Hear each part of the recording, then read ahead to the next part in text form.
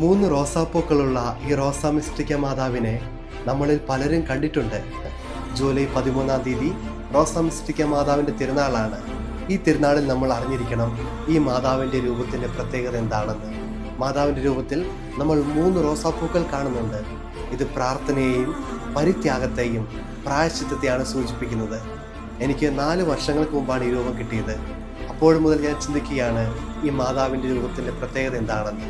വർഷങ്ങൾക്ക് മുമ്പ് 1947 ഇറ്റലിയിലെ ഒരു സാധാരണക്കാരിയായ നേഴ്സായ പ്രിയർണ ഗല്ലിക്ക് പ്രത്യക്ഷപ്പെട്ട മാതാവാണ് റോസാ മിസ്റ്റിക്ക മാതാവ്. ഇന്ന് റോസാ മിസ്റ്റിക്ക മാതാവിൻ്റെ തിരുനാൾ ആഘോഷിക്കുമ്പോൾ നമുക്കും ആഗ്രഹിക്കാം സാധാരണക്കാരിയായ പ്രിയർണ ഗല്ലിക്ക് പ്രത്യക്ഷപ്പെട്ട പരിശുദ്ധ അമ്മ സാധാരണക്കാരായ നമ്മൾക്കും ദർശനങ്ങൾ നൽകുവാനും നമ്മുടെ ആഗ്രഹങ്ങൾക്കും നമ്മുടെ അപേക്ഷകൾക്കും ഈശോയിൽ നിന്നും ഉത്തരങ്ങൾ വാങ്ങിത്തരുവാനും നമുക്ക് ആഗ്രഹിക്കാം. ആമേൻ.